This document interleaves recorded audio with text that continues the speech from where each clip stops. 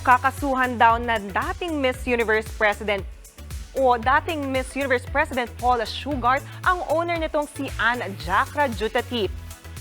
Sa kanyang pahayag sa Instagram, simula nang nag-resign si Paula last November, pinili raw niyang manahimik sa mga pagbabago sa Miss U organization. Pero naimbiyerna na raw siya matapos siyang pagbintangan na corrupt ng may-ari ng Miss Universe na si Ann.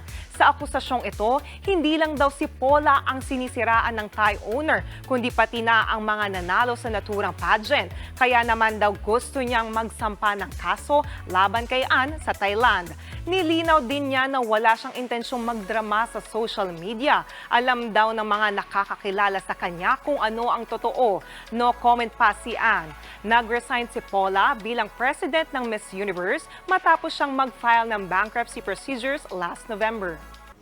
Mga kapatid, Jania Lipon po, laging maging updated sa latest sa entertainment and lifestyle para maging una sa balitaan. Bisitahin at mag-subscribe na sa social media pages ng News 5.